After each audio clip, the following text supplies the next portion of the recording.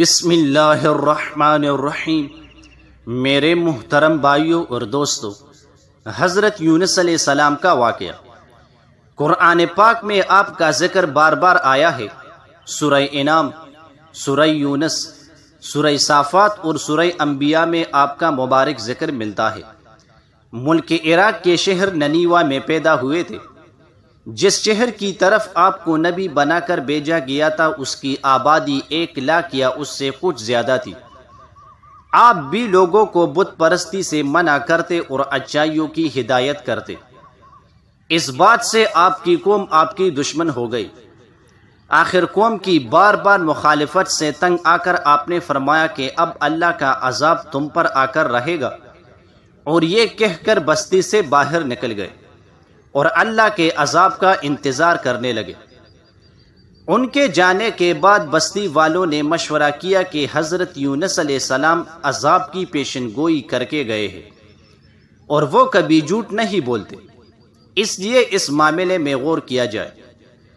ان کے مشورہ میں یہ طے ہوا کہ اگر جمعرات کو حضرت یونس علیہ السلام بستی سے باہر چلے گئے تو سمجھو کہ صبح یقیناً ہم پر عذاب آئے گا۔ چنانچہ انہوں نے دیکھا کہ حضرت یونس علیہ السلام رات کو بستی سے باہر نکل گئے اور صبح کے وقت عذاب کے آثار ظاہر ہونے لگے، تو ان کو یقین ہو گیا کہ اب ہم ہلاک ہونے والے ہیں۔ یہ دیکھ کر حضرت یونس علیہ السلام کو تلاش کیا کہ ان کے ہاتھ پر ایمان لے آئے، مگر جب ان کو نہ پایا تو خود ہی اخلاص نیت کے ساتھ توبہ و استغفار میں لگ گئے۔ بستی سے باہر ایک میدان میں نکل آئے۔ عورتیں، بچے اور جانور سب اس میدان میں جمع کر دیے گئے، اور ٹاٹ کے کپڑے پہن کر عاجزی کے ساتھ عذاب سے پناہ مانگنے میں اس طرح مشغول ہو گئے کہ پورا میدان آؤ بکا سے گونجنے لگا۔ اللہ تعالیٰ نے ان کی توبہ قبول کر لی اور ان سے عذاب ہٹا دیا۔ ادھر حضرت یونس علیہ السلام بستی سے باہر اس انتظار میں تھے کہ اب اس قوم پر عذاب نازل ہوگا، مگر عذاب نازل نہ ہوا۔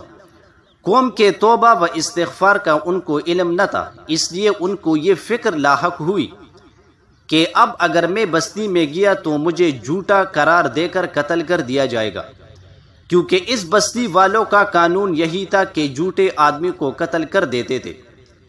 اس بنا پر حضرت یونس علیہ السلام نے یہاں سے ہجرت کرنے کا ارادہ کیا اور شہر سے باہر نکل کھڑے ہوئے اور چلتے چلے گئے، یہاں تک کہ بحر روم کے کنارے پہنچ گئے۔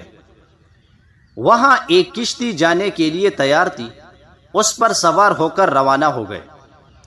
جب کشتی بیچ سمندر میں پہنچی تو رک گئی۔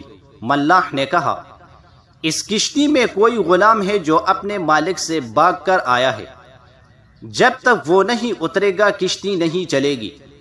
حضرت یونس علیہ السلام بول اٹھے کہ وہ بھاگا ہوا غلام میں ہوں، مجھے سمندر میں ڈال دو۔ اور یہ اس وجہ سے کہا کہ حضرت یونس علیہ السلام نے ہجرت کرنے میں اللہ کے حکم کا انتظار نہیں کیا تھا، خود ہی ہجرت کرنے کا فیصلہ کیا تھا۔ یہ کام اگرچہ فی نفس جائز تھا، مگر انبیاء کی شایان نشان نہ تھا۔ کشتی والے چونکہ آپ کو جانتے تھے، اس لیے آپ کو پانی میں ڈالنے پر تیار نہ ہوئے اور کر ڈالنے کا فیصلہ ہوا۔ چنانچہ کئی مرتبہ کر ڈالا گیا، ہر مرتبہ آپ ہی کا نام نکلا۔ لوگوں نے آپ کو دریا میں ڈال دیا۔ اللہ کا کرنا ایسا ہوا کہ ایک مچھلی دیر سے منہ کھولے کھڑی تھی، اس نے اللہ کے حکم سے آپ کو نگل لیا۔ لیکن حضرت یونس علیہ السلام برابر اللہ کی پاکی اور بزرگی بیان کرتے رہے۔ اگر آپ اللہ کی پاکی اور بزرگی بیان کرنے والے نہ ہوتے تو قیامت تک مچھلی کے پیٹ میں رہتے، مگر اللہ تعالیٰ بے حد مہربان اور رحم کرنے والے ہیں۔ وہ ہر توبہ کرنے والے کی توبہ قبول کرتا ہے اور پناہ چاہنے والوں کو پناہ بخشتے ہیں۔ حضرت یونس علیہ السلام اللہ کی مرضی معلوم کیے بغیر بستی چھوڑ آنے پر شرمندہ تھے، چنانچہ پانی اور مچھلی کے پیٹ کے اندھیرے میں ہی حضرت یونس علیہ السلام پکار اٹھے، لا الہ الا انت سبحانک انی کنت من الظالمین۔ اے اللہ، تیرے سوا کوئی معبود نہیں، تو ہر عیب سے پاک ہے، بے شک میں قصوروار ہوں۔ اللہ تعالیٰ نے ان کی دعا قبول کی اور غم سے نجات دے دی، مچھلی کے پیٹ سے نکال کر میدان میں ڈال دیا اور اس پر ایک بیلدار درخت اگا دیا۔ حضرت یونس علیہ السلام کے اپنی قوم سے روانہ ہونے کے بعد اللہ تعالیٰ نے ان پر ایک بہت بڑا سخت عذاب بھیجا، لیکن جب قوم نے دیکھا کہ عذاب آ رہا ہے تو وہ سب میدان میں آ کر اللہ سے استغفار اور توبہ کرنے لگے۔ اللہ تعالیٰ نے عذاب دور کر دیا۔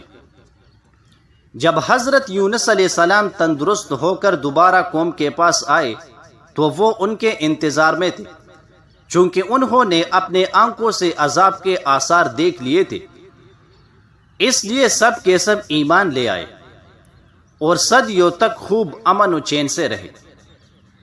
اس طرح اللہ کا وعدہ پورا ہوا کہ جو لوگ ایمان لائیں گے ان کو میں خوب رزق دوں گا اور برکتیں عطا کر دوں گا۔